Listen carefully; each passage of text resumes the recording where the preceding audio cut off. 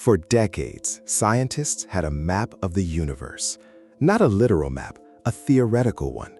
A precise, mathematically elegant model called Lambda CDM, the standard model of cosmology, that described how the universe was born, how it expanded, how the first stars ignited, how galaxies formed, and how dark matter and dark energy shaped everything we see when we look up at the night sky.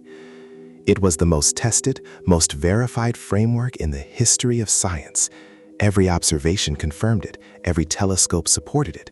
Generations of physicists built entire careers on its foundations. Then, James Webb launched. Within its first year of observations, the most powerful telescope ever built began finding things that should not exist, galaxies that formed too early, planets with atmospheres that defy explanation, dark matter distributions that contradict our best models, star formation processes that textbooks got wrong. Webb is not just finding new things, it is forcing revisions to theories we thought were settled, and the data is too clean, too consistent, and too repeated across hundreds of observations to dismiss as instrument error. This is not one anomaly. This is 4 simultaneous crises in 4 different branches of physics happening at the same time, driven by the same telescope, faster than the scientific community can process. Here is what James Webb actually found, and why scientists are struggling to keep up. To understand why Webb's first major discovery is so significant, you need to understand what the Standard Model predicted about the early universe. After the Big Bang, the universe was an almost perfectly uniform soup of hydrogen and helium gas. No stars, no galaxies, just expanding, cooling gas. Over hundreds of millions of years, gravity slowly pulled that gas together into clumps. Those clumps eventually became dense enough to ignite nuclear fusion, the first stars. Those stars clustered into the first galaxies, small, faint, irregular structures, slowly growing over billions of years into the massive structured galaxies we see today. That is what the Standard Model predicted. That is what every telescope before Webb confirmed, because no telescope before Webb could see far enough back in time to test the earliest stages of that process. Webb can, and what it found there has created what researchers are now openly calling a genuine crisis in early universe cosmology. Within its first year of operations, Webb identified galaxies existing when the universe was only 300 to 400 million years old, less than 3% of its current age of 13.8 billion years. That alone would have been remarkable, but the galaxies themselves were the problem. They were not small, they were not faint, they were not irregular. They were massive, bright, structured systems, with stellar masses exceeding what the Standard Model predicted was physically possible to assemble in the time available. Think about what that means. The Standard Model says galaxies of that size should take billions of years to form. Webb found them already fully formed when the universe was only a few hundred million years old. It is the equivalent of finding a fully grown adult in a nursery that was opened last week. By 2025 and into 2026, the picture has sharpened further. The JWST Advanced Deep Extragalactic Survey cataloged thousands of these early galaxies, not dozens. Statistical samples large enough to rule out measurement error. The pattern is consistent, repeated, and confirmed across multiple independent observation programs. Scientists have proposed several possible explanations. Maybe the Standard Model's assumptions about star formation efficiency in the early universe were wrong. Maybe dark matter behaved differently in those first 100 million years. Maybe there are physical processes operating at early cosmic times that current theory simply does not account for. None of these explanations is universally accepted. What is clear is that Webb's observations have created a genuine crisis in early universe cosmology that ground-based telescopes never could have triggered.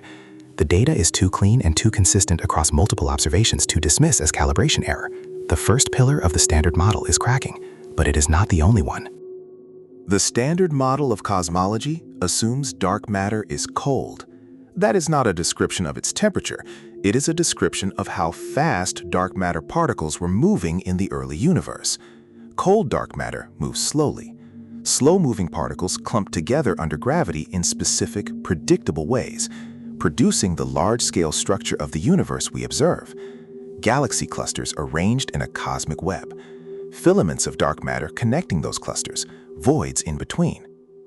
This cold dark matter assumption is one of the most fundamental pillars of Lambda CDM, and Webb is now testing it with a precision no previous telescope achieved. In 2025 and 2026, Webb's gravitational lensing observations, using massive galaxy clusters as natural telescopes to magnify and distort the light of objects behind them, produced the highest resolution dark matter distribution maps ever made. By measuring exactly how light bends around these clusters, astronomers can map where dark matter is and how it is distributed on very small scales. The results are creating problems for cold dark matter models. The substructure in dark matter distributions that Webb is revealing, the small-scale clumping, the specific patterns of density variation, does not perfectly match what cold dark matter predicts. Some observations fit better with warm dark matter models, where particles move faster and clump less aggressively on small scales.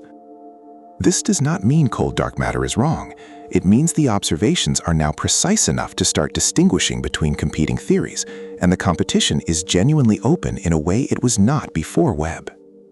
The third pillar is under stress, but there is one more. The Orion Nebula is one of the most studied objects in the sky, the nearest large star-forming region to Earth. Astronomers have pointed virtually every major telescope at it for decades. We thought we understood it. Webb's infrared observations of Orion in late 2025 showed something hundreds of visible light telescopes had completely missed. Embedded within the dust clouds that block visible light entirely, hundreds of protoplanetary disks in various stages of development. Baby solar systems forming right now, invisible to every instrument that came before. But the detail that is forcing textbook revisions is not the number of disks.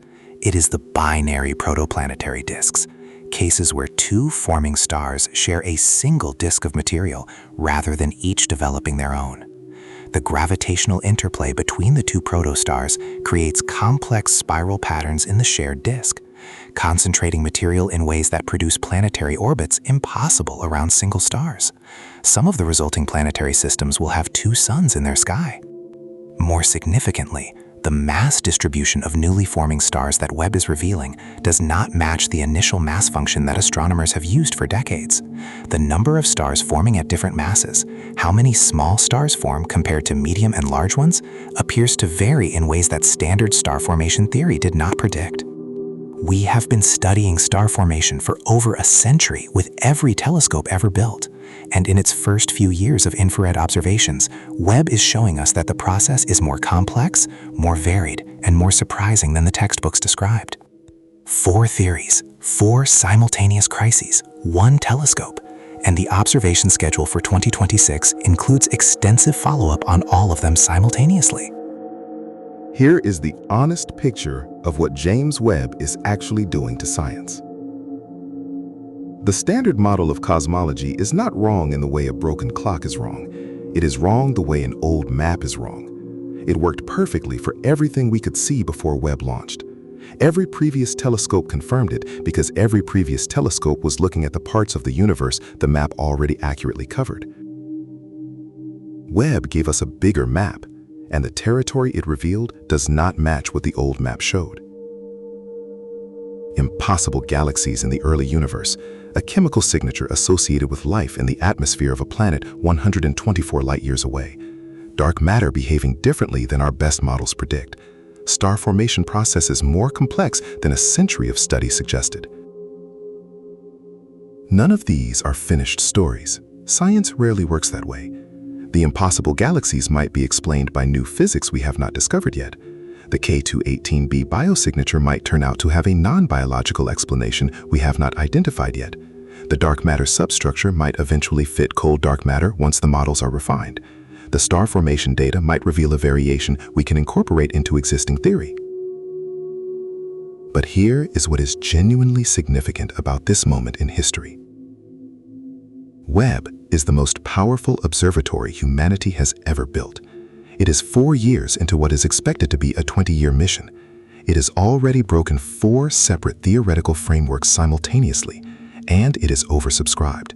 Every answer it produces generates 10 new questions that need follow-up, and scientists are fighting over telescope time because the demand to understand what it is finding exceeds the instrument's capacity to answer. The most powerful telescope in history is finding things faster than the most brilliant minds in science can explain them.